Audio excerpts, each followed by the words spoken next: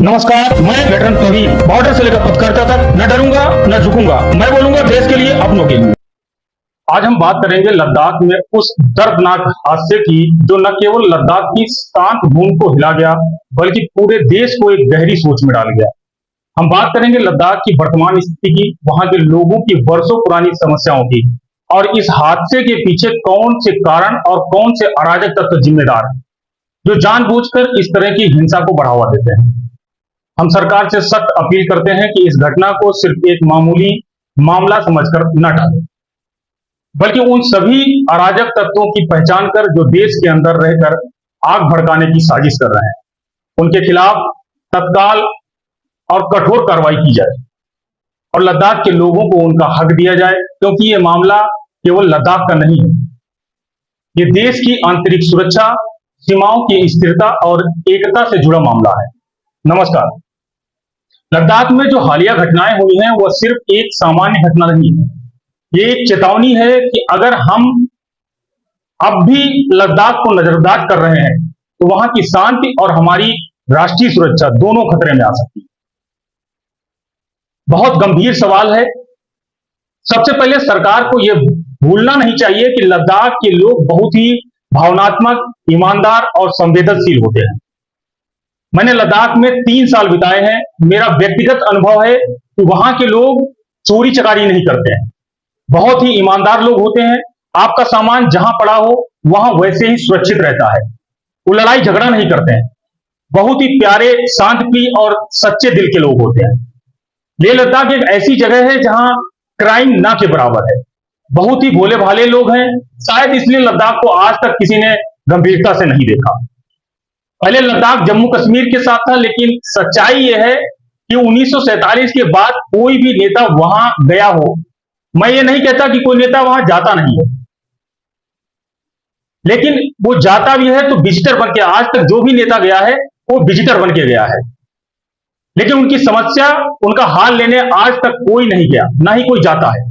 किसी ने जाकर उनके हालात, उनके बारे में आज तक नहीं पूछा। और 1947 से आज तक लेह लद्दाख पर ध्यान दिया गया होता तो उनके हालात ऐसे नहीं होते। 2019 में जब लद्दाख को जम्मू कश्मीर से अलग किया गया तब लगा कि वहां विकास की नई शुरुआत होगी, लेकिन आज 6 साल बीत जाने के बाद भी लद्दाख को स्टेट यानी कि राज्य का दर्जा नहीं मिला, जो उनकी बहुत पुरानी मांग है। लद्दाख लोगों की बहुत ही स्पष्ट मांग है। वो कोई बड़ी राजनीतिक मांग नहीं कर रहे हैं, वो सिर्फ इतना चाहते हैं कि लद्दाख को अलग राज्य का दर्जा दिया जाए ताकि वहां की जनता की समस्याओं का समाधान स्थानीय स्तर पर हो सके। सरकार को चाहिए कि लद्दाख के लिए एक ठोस पैकेज तैयार करे और उसे एक अलग राज्य घोषित कर और वहां एक जल्दी ही अंतरिम सरकार बनाए जो लद्दाख की परिस्थितियों, सीमाओं और सांस्कृतिक भावनाओं को समझते हुए काम कर सके। अगर आज सरकार ने लद्दाख के लिए गंभीरता से नहीं सोचा तो वहां के लोग धीरे धीरे पलायन करने पर मजबूर हो जाएंगे, और अगर लद्दाख से वहां के लोग पलायन करने लगे तो सोचिए, जिस भूमि पर एलएसी और एलओसी दोनों है, जो चीन और पाकिस्तान से सटी हुई सबसे रणनीतिक जगह है, वहां हमारी सुरक्षा कितनी बड़ी चुनौती में बदल जाएगी। लद्दाख के लोग किसी न किसी मायने में सुरक्षा के सहयोगी हैं। वो हमारी सेना के साथ खड़े रहते हैं, वहां अपनी जमीनों पर डटे हुए हैं, एक जीवित ढाल की तरह, जिससे हमारी सीमाएं सुरक्षित रहती हैं। अगर वही लोग असंतोष के कारण वहां से हटे तो यह सिर्फ एक क्षेत्रीय संकट नहीं होगा, यह राष्ट्रीय सुरक्षा का गंभीर सवाल बन जाएगा। अब बात आती है हाल की घटनाओं की। लद्दाख में जो हिंसा हुई है, मैं उसका पुरजोर विरोध करता हूं। मुझे नहीं पता सोनम वांगचुक की इसमें कितनी बड़ी भूमिका है। सोनम वांगचुक को गिरफ्तार किया गया है, इस पर जांच चल रही है और सरकार को जांच कर जल्द से जल्द सच्चाई सामने लानी चाहिए। लेकिन जो स्पष्ट दिख रहा है वो यह है कि लद्दाख में पहली बार इस तरह की घटना हुई है, जो पहले कभी भी नहीं हुई। इसको नजरअंदाज नहीं किया जा सकता कि यह सब लद्दाख की राज्य की मांग से जुड़ा हुआ है। वर्षों से अनदेखी, उपेक्षा और भावनात्मक दूरी ने वहां की जनता में एक असंतोष पैदा कर दिया है, और अब कुछ अंदरूनी दुश्मन और बाहरी ताकतें इसी असंतोष को भड़काने की कोशिश कर रही हैं।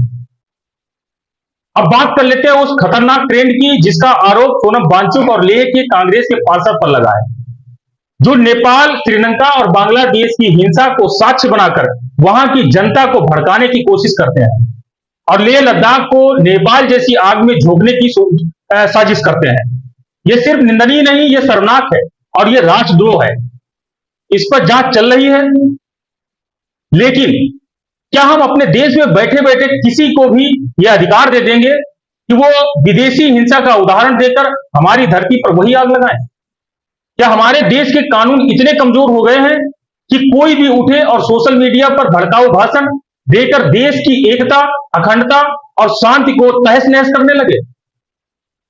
मैं केंद्र सरकार और राज्य सरकारों से हाथ जोड़कर करबद्ध प्रार्थना करता हूं, निवेदन करता हूं कि जो भी व्यक्ति, चाहे वो नेता हो, कोई कार्यकर्ता हो या आम नागरिक, अगर वो सोशल मीडिया पर भाषणों में या किसी भी मंच से भड़काऊ बयान देता है, भड़काऊ भाषण देता है, तो उस पर तुरंत और कड़ी कार्रवाई होनी चाहिए। उन्हें तुरंत उठाकर जेल में डालना चाहिए ताकि ऐसी हिंसा को बढ़ावा देने से रोका जा सके। यदि ऐसा पहले किया गया होता तो शायद आज ये दिन देखना ना पड़ता, क्योंकि अगर आज हम चुप रहे तो कल यही आग पूरे देश को जला सकती है। यह सिर्फ एक बयान नहीं है, यह हमारे देश की आंतरिक सुरक्षा पर सीधा हमला है।